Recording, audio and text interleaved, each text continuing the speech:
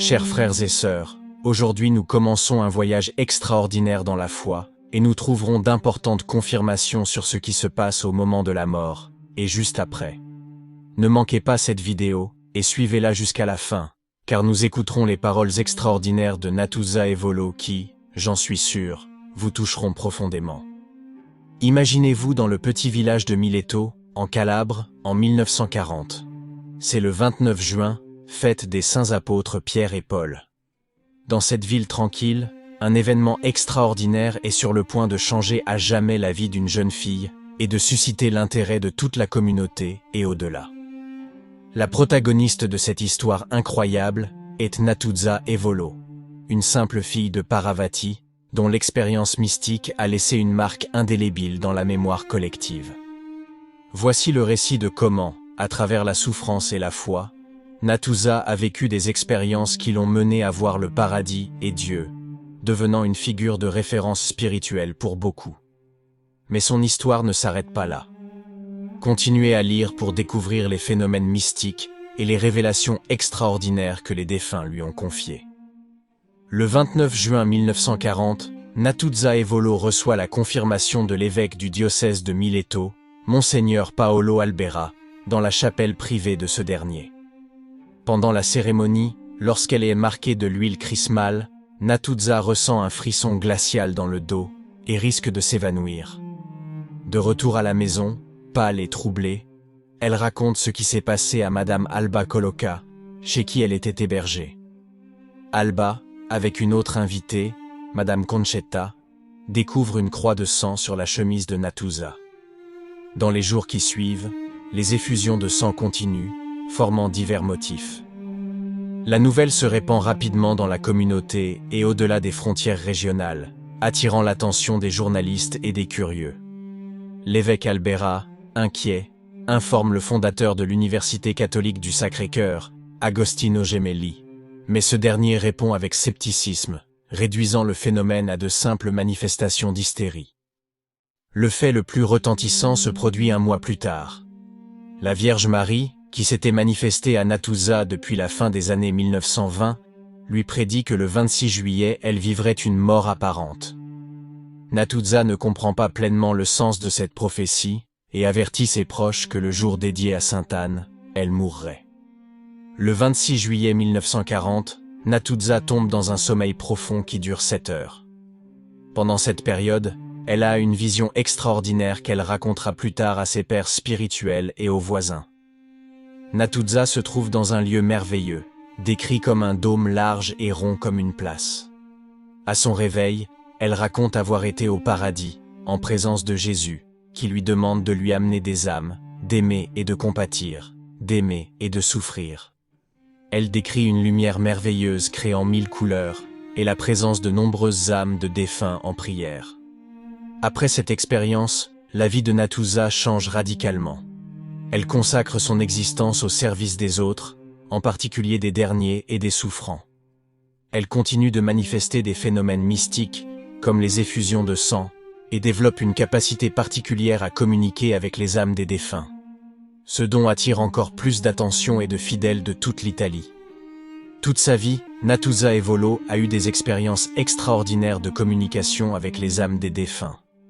De nombreux témoins racontent avoir reçu des messages de Natouza provenant de leurs proches défunts, des messages qui contenaient souvent des détails connus seulement des membres de la famille. Ce phénomène a consolidé sa réputation de mystique et renforcé la foi de nombreuses personnes qui se tournaient vers elle en quête de réconfort et de guidance spirituelle. Écoutons maintenant une partie de l'interview de 1984, accordée par la mystique calabraise au célèbre professeur Luigi Maria Lombardi Satriani, professeur d'anthropologie d'extraction marxiste, mais qui a toujours loué Natouza Evolo.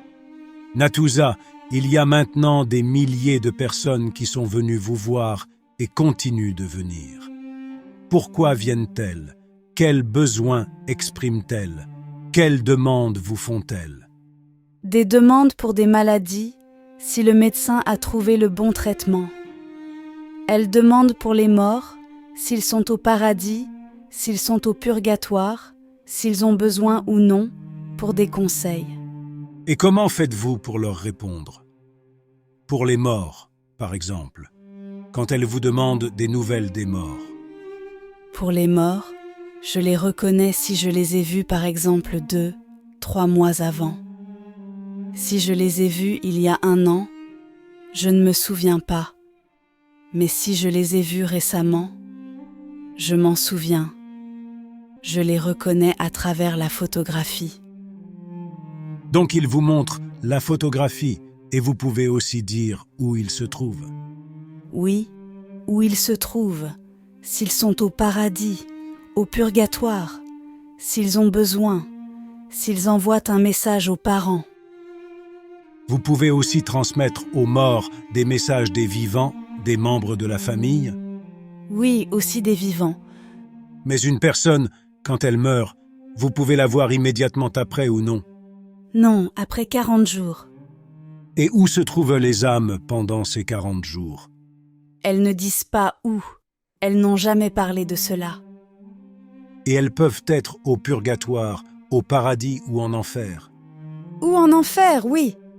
ou dans un autre endroit. Elles disent qu'elles font le purgatoire sur terre, où elles ont vécu, où elles ont commis les péchés. Vous parlez parfois de la prairie verte. Qu'est-ce que c'est que la prairie verte? Elles disent que c'est l'antichambre du paradis.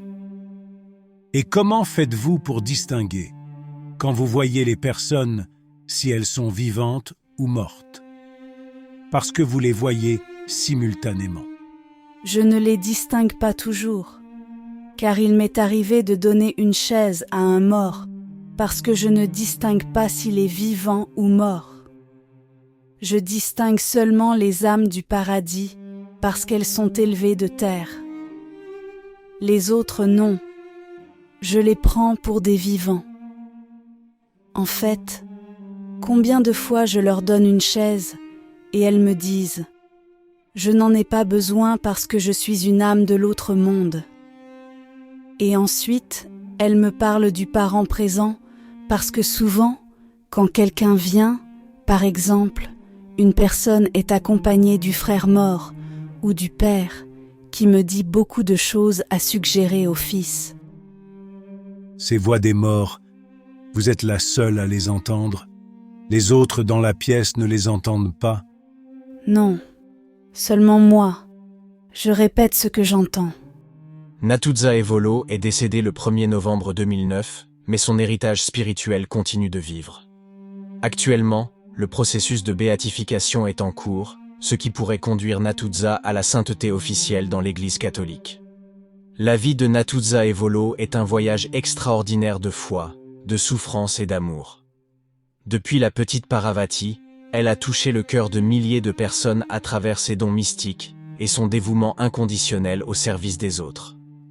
Son expérience de mort apparente et sa vision du paradis restent l'un des épisodes les plus extraordinaires de la mystique chrétienne contemporaine. Sa capacité à communiquer avec les âmes des défunts et son engagement envers les souffrants sont des témoignages d'une vie vécue dans l'amour et la foi. Alors que le processus de béatification continue, la mémoire de Natuzza Evolo continue d'inspirer et de guider ceux qui cherchent espoir et réconfort. Chers frères, partagez vos pensées dans les commentaires, et si vous avez eu l'occasion, ou connaissez quelqu'un qui, grâce au don de Natuzza Evolo, a pu obtenir des informations sur des personnes chères désormais décédées. Vos témoignages sont importants pour toute la communauté de foi de la chaîne. Je vous demande également, si vous ne l'avez pas encore fait, de vous abonner à la chaîne pour ne pas manquer les nouvelles vidéos. Que Dieu nous bénisse tous.